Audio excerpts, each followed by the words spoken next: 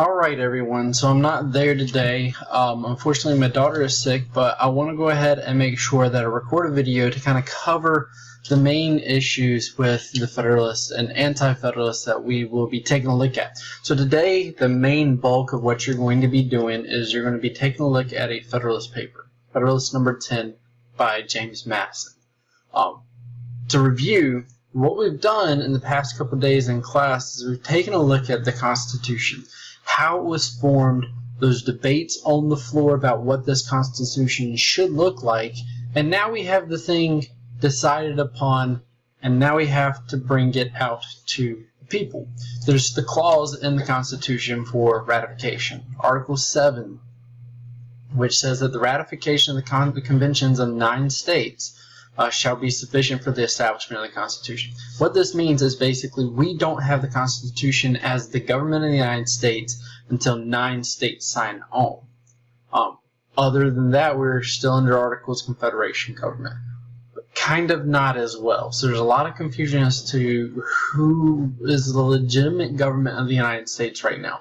This one really can't take force until we get all of these 9. Now, we would love unanimity. We want all 13. But, again, we saw how that worked in the Articles of Confederation. Unanimity is really hard to get. So we want to go ahead and have something functioning if we get a big majority of the states to sign on. 9 out of 13 is pretty good. Alright. So think about the Constitution. Think about, as it was originally written, what it looks like. We're having more central power going to the federal government. That is a little disconcerting for some people. The other thing is, remember that the Constitution is written basically in secret in a room in a building in Philadelphia in which they close all the doors, close all the windows, because they are essentially creating a bloodless coup d'etat. They're overthrowing the Articles of Confederation government and replacing it with something brand new. This hasn't been seen by the general public. So the general public is going to not only have to see the Constitution and see what it says, but also have to take into account the different arguments between those who support this new government and those who don't support this new government. And what we're seeing is that once these guys go back home, quickly they start finding out. And remember, the Constitution is signed, basically done, on September 17th, 1787. They go home, they start making these arguments, and then they call for their conventions. They call for these states to come together to ratify it. And what they find out is that 6 states are quick to ratify. Delaware, Pennsylvania, New Jersey, Georgia, Connecticut, and Massachusetts all ratify within 2 months of these conventions really starting out. So these are the early adopters. These are the guys, these are the states that are kind of like the first ones at the Apple store getting the newest iPhone or getting the newest iPad or something, the Apple Watch. These are the ones that are like pounding down the door, yes, we need to change the Constitution. We need to adopt something new. Now, a couple interesting things I'll point out about these is that other than Georgia, these are going to be mainly northern states. They are going to be very invested in commercial activities as well. What I mean by commercial activities, they're making stuff. They are building stuff, either building ships, now building or taking grain and making it flour. They are looking towards textile manufacturing. All right, so all these except for Georgia, Georgia's the exception, are really invested heavily in starting to industrialize, or maybe not industrialize, but at least start to go towards more of a market economy, go towards more of manufacturing things.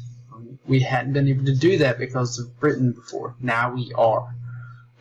Your rural areas, your plantation areas didn't really sign on early, but they may. However, we do notice that not everybody is there. All right, not everybody is supporting the Constitution. All right, so what was the issue? Anti-Federalists are forming. Right, they're getting mobilized. They're starting to maybe not pick leaders, but leaders are emerging on the Anti-Federalist side about why they don't like this Constitution. They do have legitimate claims. It's not like these guys are just kind of sitting back with their fingers in their ears saying, nah, nah, nah, nah, nah, nah, nah, nah, we can't hear you, we don't like this thing, so we're not going to support it. They really do have legitimate claims against this Constitution. And I know that seems heretical to say. It seems bad that, oh man, you're against the Constitution, you're against America? It's not that simple. You got to remember that the Constitution as written doesn't have any amendments, including those first 10. So a lot of the people are questioning, one, the legitimacy of this government because it was done in secret. They were supposed to just fix the articles. The other thing is they're concerned by the power that this government has. This looks like Britain all over again, and since we've just fought a war to get rid of what we believe is tyranny, right, of the centralized government, there are people claiming we've just replaced a tyrannical British government with a tyrannical Philadelphian government. There are people who are concerned that Hamilton is kind of the person kind of stirring things up about this. But the biggest and probably most legitimate argument here is there is nothing in the Constitution as it is written that protects the rights of the people. There are only 2 clauses in the Constitution and the articles of the Constitution that really protect your rights. And a couple of those are basically no ex post facto laws. And the other one is essentially treason. How treason is defined, you have to have 2 witnesses. Other than that, it doesn't say anything about the power or the freedom of the press, freedom of religion.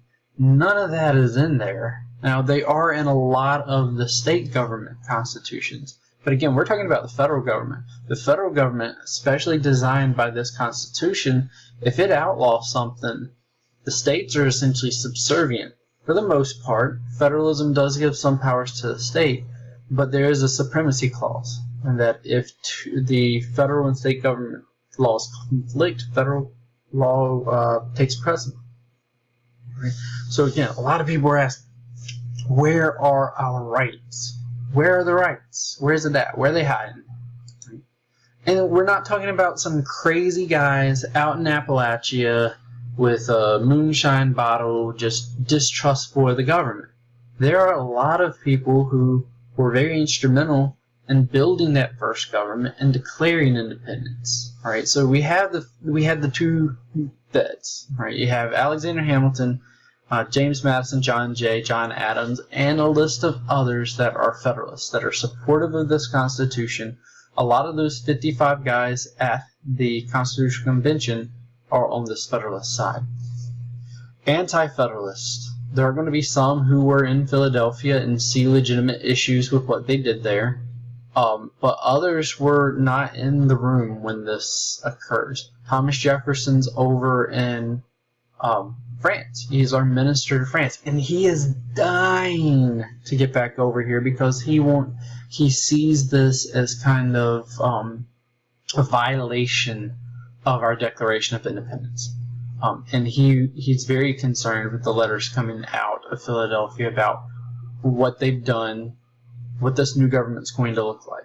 So he's very, very critical of this Constitution.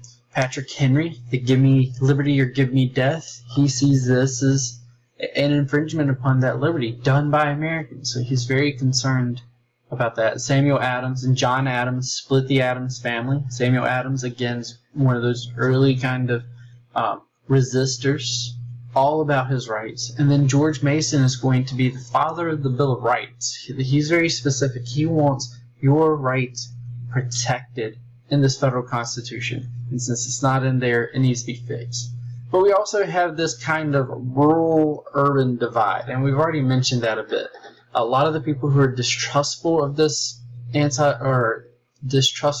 Constitution are going to be from your more rural areas of America, and those that really see a benefit to having a strong central government are going to be in your cities. The reason for that is regulation of commerce, being able to help businesses grow and thrive, being able to make treaties, being able to deal with these conflicts between companies, between states, they really see the benefit in using a strong federal government to grow a manufacturing core.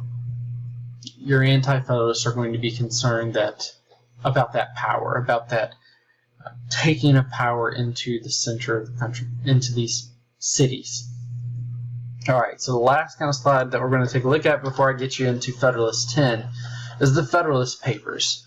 Alright, so we've got 6 going back up here. We've got 6 that have signed on, and remember the magic number is 9. It looks like a couple other states are going to sign on pretty quickly, but a lot of people are taking a look at New York State, and New York State is dividing. Yes, you have New York City, but you also have upstate, which are going to not be so trustful of this Constitution. New York is very vital. It separates the northern states from the southern states. Also, you have that power center of New York City. It is a harbor. You don't want that to be left out of this new country. All right. So Madison, Jay, and Hamilton are going to take it upon themselves to try to convince the people of New York that the Constitution is worth signing, worth ratifying. They believe that they can do this in New York. They know the vote is going to be close in New York. New York is vital. We have to win New York over to this Constitution. So these guys are the defenders. They're going to be writing a set of 85 essays that are going to be published in New York newspapers. They will be called eventually the Federalist Papers, and they will be numbered in the order of their publication. Alright, so James Madison is writing some of them. John Jay is writing others. Alexander Hamilton is a prolific writer. He's going to write, out of the 85, he writes 51. James Madison takes up the bulk of the rest that were written, and then John Jay wrote a few, but I believe he got sick during this, so that kind of cut down the amount that he could do. He was focusing on the judiciary, Madison's the broad ideas, Hamilton's kind of the brass tacks, getting down to the details of the Constitution and why it's a good thing. Alright, so with that in mind, what you're going to be doing today is you're going to be taking Federalist number 10. Right? It's from James Madison.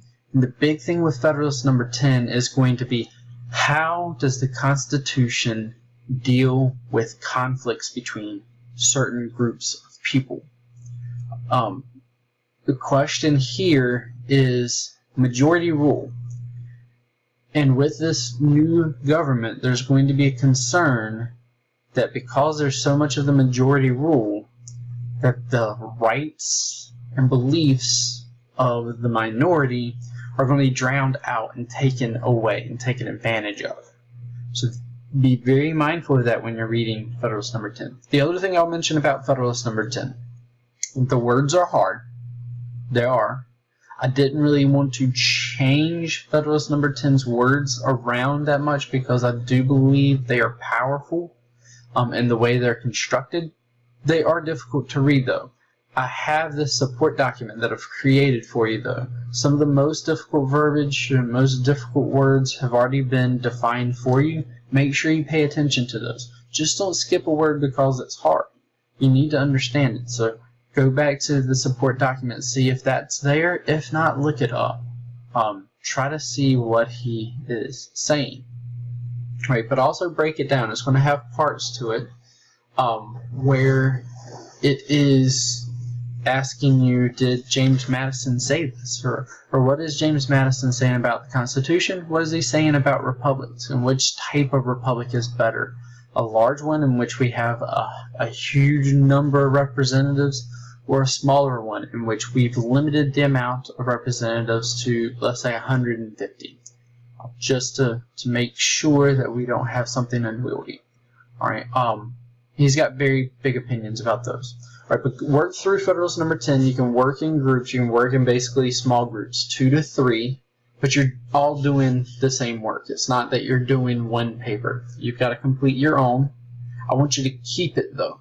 Keep it till tomorrow. I should be back tomorrow, and we will take a look at it as a class tomorrow when you get there. If you finish up early, what I want you to do is to go online, go to YouTube, There are a couple channels that are really good. Keith Hughes. Alright, search Federalist, Anti-Federalist from Keith Hughes.